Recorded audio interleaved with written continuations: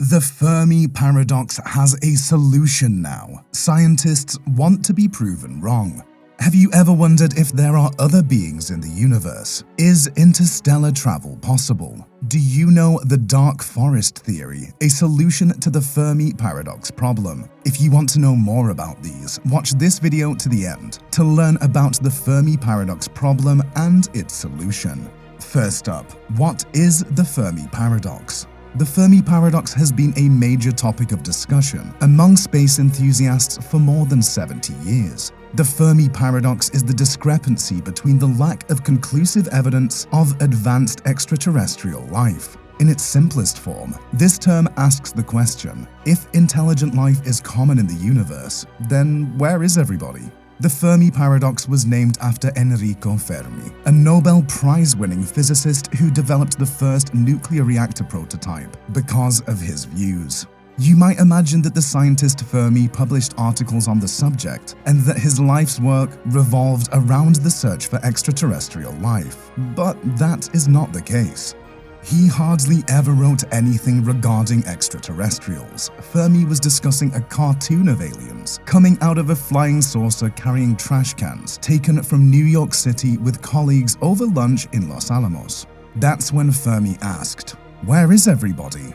Everyone knew he was alluding to the absence of conclusive proof of alien visits to our large blue world. When the question of interplanetary travel was brought up, Fermi came to the conclusion that it might not be feasible, might not be worth the effort, or that a technological civilization might not live long enough to develop interstellar travel. Remember that Fermi said this in 1950, before rockets had successfully gotten into Earth's orbit. In reality, Fermi's ideas are misrepresented by the so-called Fermi Paradox, which casts doubt on the possibility of extraterrestrial civilizations. Fermi simply questioned whether alien civilizations were capable of interstellar travel, not whether they existed at all. Therefore, Fermi didn't create the Fermi Paradox. Up next, let's see more brilliant people's thoughts on the Fermi Paradox.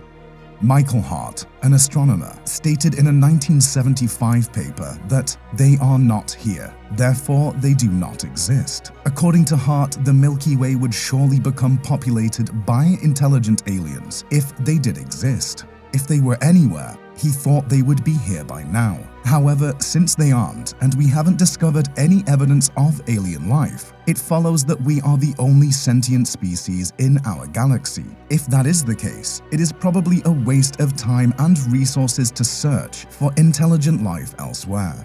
But in 1980, a very well-known physicist by the name of Frank Tipple expanded on Hart's analysis and posed the crucial query: where would a civilization obtain the materials required to populate a billion stars? He had the intriguing notion that a civilization may create a self-replicating, artificially intelligent machine with intelligence on par with that of humans today. If you sent one of them out to a nearby star and instructed it to make copies of itself using resources found in that system, you could then send those copies out to further nearby stars until the galaxy was teeming with these self-replicating robots. We are the only intelligent culture in the cosmos, according to Tipple, because we haven't seen any of these machines. We truly don't know how many advanced alien civilizations there could be that could accomplish such a task at this time. However, a man by the name of Frank Drake developed an equation that provides us with a ballpark figure for the number of civilizations in our galaxy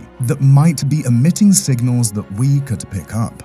These civilizations may number in the thousands. Is there any solution to the Fermi Paradox? Let's find out. The Fermi Paradox has several potential solutions, but one stands out above the others because it may be the scariest one of them all. It's known as the dark forest theory and was created by the Chinese science fiction author Liu Cixin. Imagine us humans, along with other highly developed civilizations out there, as hunters in a huge dark forest. The hunter is not trying to draw attention to himself by shining a flashlight. Even if being spotted can seem innocent, it could draw the attention of a rival hunter or worse, a hungry lion's teeth. Interstellar travel is not currently possible.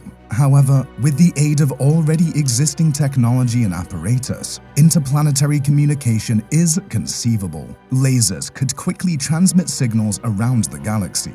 Of course, given the limits of the speed of light, there would be delays in the signal. But our actions go much beyond merely disseminating radio signals. In truth, we have done everything but remain silent. From purposefully launching satellites and messages into orbit, to accidentally broadcasting radio and television transmissions into space. If there is an advanced civilization outside of our solar system, the Voyager probes could be intercepted while they are already on their way out of it. All of humanity is basically aboard these two probes. That might be advantageous or unfavorable. So we've done more than just light the torch in the pitch-black forest. Up next, what are the possibilities that exist if we are not alone in the universe? Who or what will detect our signal and visit to investigate? This should make everyone nervous. Want to know more? Keep watching.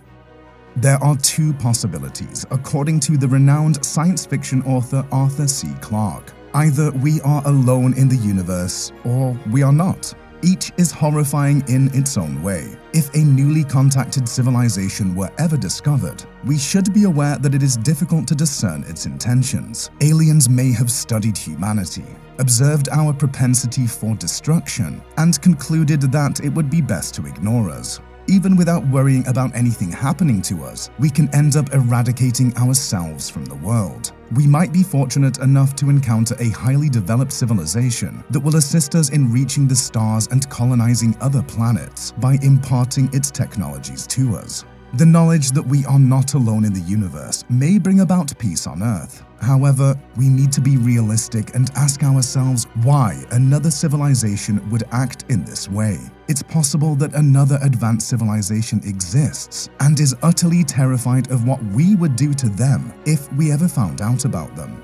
On the other hand, as we have seen in a number of science fiction movies like War of the Worlds, it might be in civilization's best interest to shoot first and ask questions afterwards, to prevent being destroyed or wiped out by another, more sophisticated civilization. No one can predict who will kill the other on first contact. What will happen if interstellar travel is possible? If a civilization has developed interstellar travel, their weaponry technology will almost certainly be far superior to anything we have on Earth. The dark forest theory presumes that it's feasible that every other civilization in the universe has opted to keep quiet out of fear that they will be wiped out. However, the most terrifying aspect of everything is still present, and we are unable to change it at this time. Simply put, we've been too loud.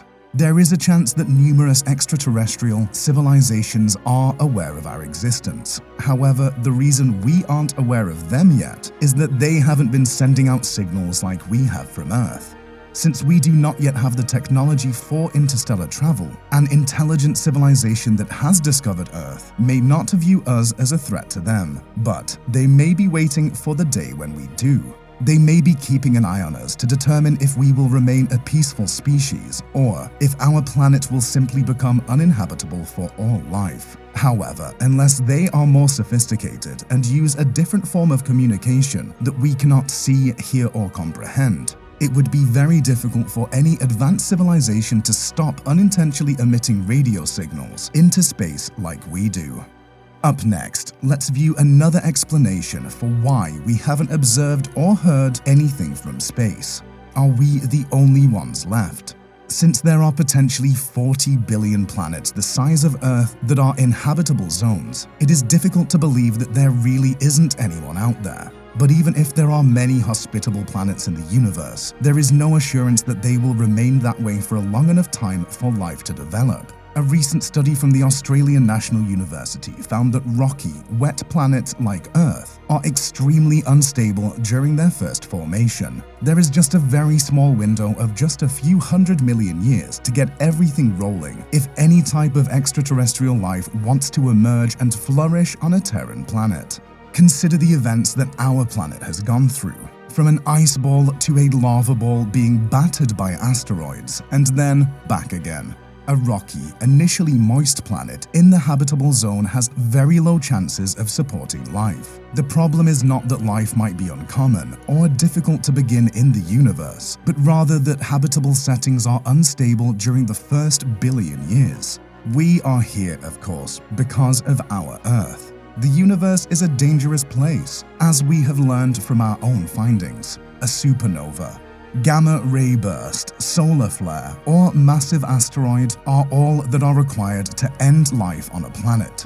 We are aware that some of these things have actually occurred on Earth. We may be the only intelligent species in the Milky Way, or even the entire universe, which may be difficult to accept. After all these billions of years, it's possible that other civilizations have come and gone, and that we are the only ones remaining in the universe. Finally, is there a Fermi paradox? In reality, there isn't one, because we are unable to affirm the existence of alien life, since nobody is certain if it is even feasible to travel across star systems. Although the Central Intelligence Agency declassified thousands of UFO documents, which caused a great deal of excitement, there was insufficient information in some of those 3 million documents to identify things caught on airplane equipment. Perhaps extraterrestrials are already on Earth, but we are unaware of them, whether extraterrestrials have visited us or not. According to UFO specialists, we are now closer than ever to discovering the presence of extraterrestrial life. We're sure to find something with all the telescopes we have searching. What are your thoughts on the solution to the Fermi Paradox? Do you think we'll soon discover proof of life elsewhere? And should we continue our search for aliens? Sound off in the comments. Make sure to like this video, subscribe to our channel, and turn on notifications for more amazing content in our universe.